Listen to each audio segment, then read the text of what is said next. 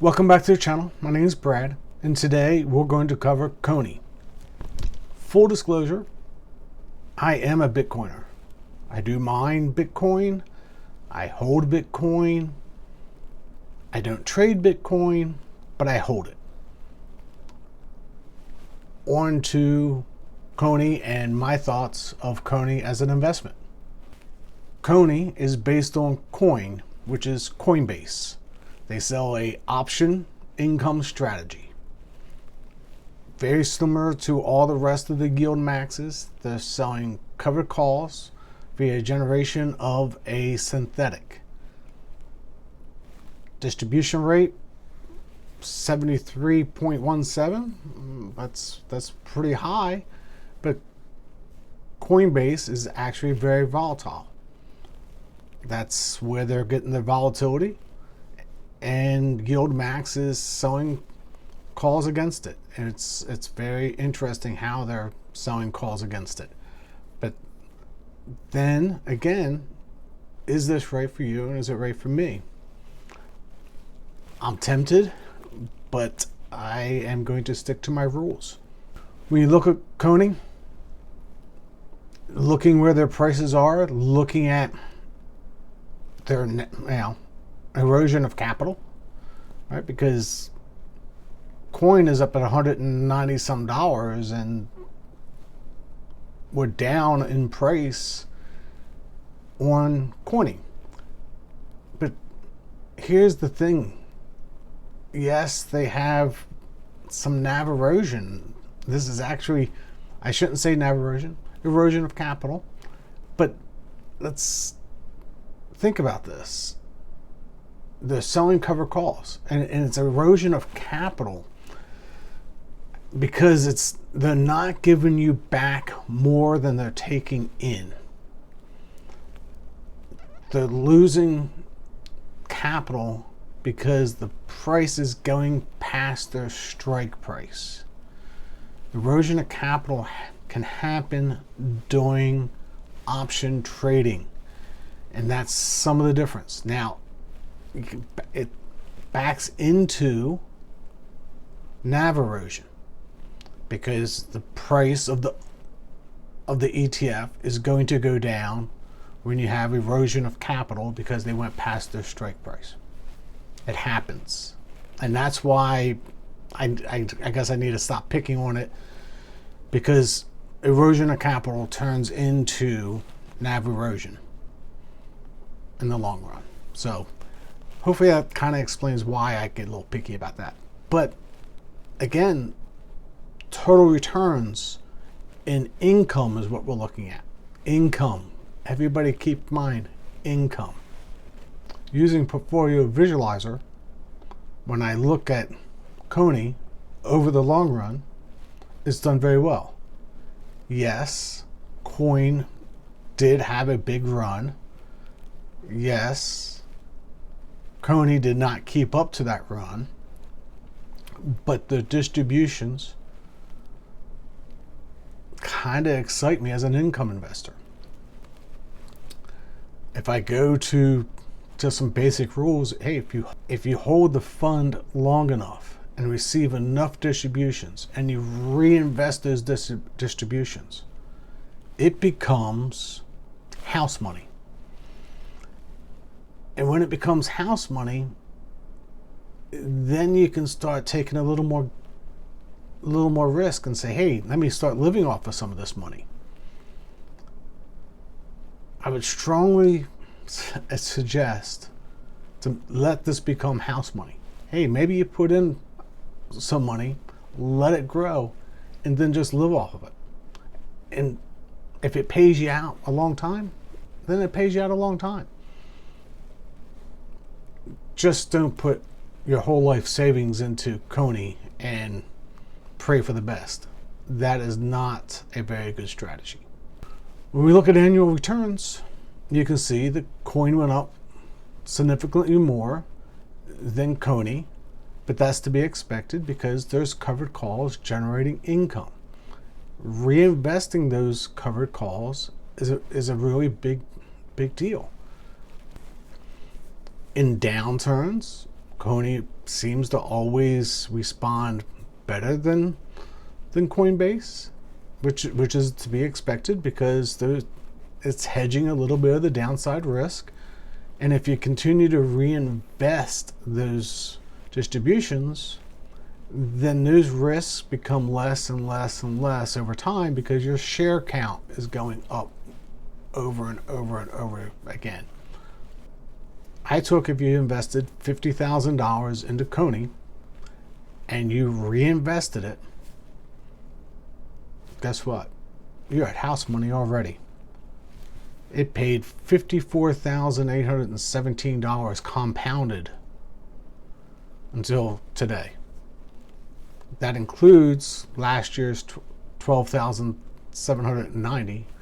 So you're well into the $70,000 back on your money that you put in at $50,000. Now, there's never a guarantee moving forward that it'll continue to do this, but the volatility as of today is still there for them to be able to generate revenue going forward. And that's why I sit here and look at you today and say, if you hold this fund long enough, it's going to reproduce enough earnings for itself that you'll be able to go ahead and start taking some of those distributions out and not have to worry about my NAV is going down. Yes, your NAV might be going down a little bit. Yes, they're going to have capital erosion because they're going to hit their strike price every now and then, and that's going to reflect back into the net asset value, right? So you can't have, I'm going to have no NAV erosion and no income. When you get into these high yields, it's going to happen. But if you hold it long enough, it's going to take a long time for your $50,000. Think about this. Your $50,000 that you put in, they've already paid you back $70,000. And now I want to start living off of this income would be part of it. And how much should you take is up to you, but I would always reinvest something back into it, and you could actually have a nice retirement doing something like this. Now, it's a lot higher risk, and again, I stress to everybody, don't put all your eggs into one basket. I use a 5% rule. I only invest 5% into anything. If it gets up to 7.5% of my total fund, I'll start buying it down just because, or I'll start taking more distributions out of it just because I don't want additional risk. I have risk in all the other assets that I own, and it just reduces. I don't have to worry about an Intel dropping 30% a day and the world catching on fire. If CONY goes down, it goes down. If it goes down, it went down a lot before this ETF came out. So CONY could go back down, and I suspect it will go back down a little bit. I actually have a price target for CONY that I'm going to share. When I do my analysis, I go out and look at what the analysts say. Analysts say, hey, this could go down, it's going to go up. They list it as a buy. It's not a strong buy. And if some analyst says sell, I'm going to say I'm not a buyer at today's price. If that was going to be a good hint to my price target. But I have a price target, and it's not that far away from where I might be a buyer if I was in my younger years. In the analysis, I also look at a Zen score, and I look at the financials and why did it not get as high of a score as others. And what it comes down to is a lot of people think it's slightly overpriced, and I tend to agree with them. I think it's a little bit overpriced now. So unfortunately for those that have it and they're worried about their NAV and it's going to go down, yes, it's going to go down. But if you reinvest back into it and continue to grab more shares now in what they call DCA, dollar cost average, and you start doing averages and start looking at averages instead of huge amounts of gains, this is going to be something that can pay you a long time for a very long amount of years on hopefully what is a minimal amount of investment. When we look at estimates of earnings, they're doing fairly well. They've hit, exceeded on a yearly basis. I think Brian Armstrong is doing a good job. I think his team is doing a good job. I think that they had some layoffs. They were overzealous at the beginning, but they restructured and have done well. When I look at earnings, second quarter didn't look so good. Probably a little dip here price-wise because they did not hit actual earnings, but you'll see that earnings have been growing. I was concerned enough about that miss that I wanted to look at some additional items. Coinbase monthly transactional users has a nice steady climb. We just had the halving for Bitcoin. Users are steady, they're going back up. This should be a decent year for Bitcoin, hopefully. No guarantees in that either. And by the way, Bitcoin is a very high risk asset. Just FYI, just keep that in mind. It's high risk. Don't bet all your money on one horse. It's not fun to go to the races, bet on one race, lose it all, and then have to stand there all day long and have nothing to bet the rest of the day. Keep them small, keep it reasonable, and remember, anything can go to zero. Just keep that in mind. I don't think Coinbase is going to zero. Just FYI. I think there's some strong fundamentals behind this. When I look at Coinbase assets held, really due to the new ETFs on Bitcoin and now Ethereum, you can see that their net assets held is going up. Hopefully, if you're a retail investor like myself, that you're not holding it on exchanges. Just don't hold it on exchange. Use a cold wallet.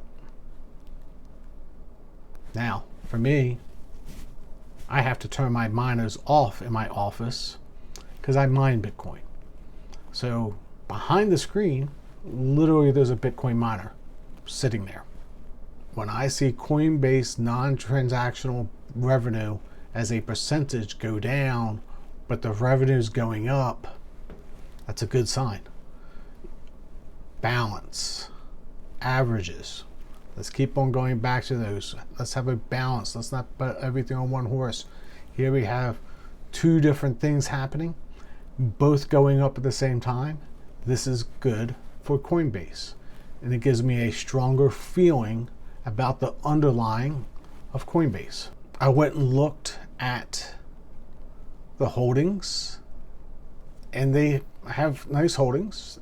What I noticed was they have two separate calls out on Coinbase, which is okay. There's nothing wrong with having two calls. I actually like having staggered calls, as I have said in the past. I like to see one call at one strike price and the next call at the next strike price, because when you do that, it allows you to go through one strike price and still catch some of that upside. So that's a good thing, and I appreciate that that's what they have as of yesterday out on the market, that they had two different strike prices. Showing those strike prices, if the market goes up, they could hit those strike prices, but right now the market's slightly down. I don't think it'll recover to hit those strike prices this week, which is going to be a win-win. So in the long run, this is something that is interesting to me as a Bitcoiner, and it should be interested to most high income ETF people. I personally just don't buy this one. I might seriously consider it if it hits my price prediction. I have a strong price prediction at about $164. How did I come up with $164? Discounted free cash flow. If you don't know what discounted free cash flow is, that's a whole nother investment series. That's value investing. I want to buy it for a value, and I think $164 is a fair market value as of today to buy Coinbase and buy CONY when it does hit that, because that is a good price to have it. And then from that point, I would hold this for a long time, year and a half, and I would reinvest everything back into it. If you're going to go do this, this is not financial advice, but doing so, now it becomes more their money, your money, and yes, you're going to have NAV erosion. Yes, you're going to have erosion of capital because they're going to hit their strike prices, which is going to back into the NAV. So going forward, I think this is a excellent place to be in today's society. I believe in cryptocurrencies. I think that's been something that's duly missed out in the marketplace. I'm a total Bitcoiner, but the other chains have value. Let's throw that out. And Coinbase is a really interesting organization that we should give a consideration to. Until next time, God bless.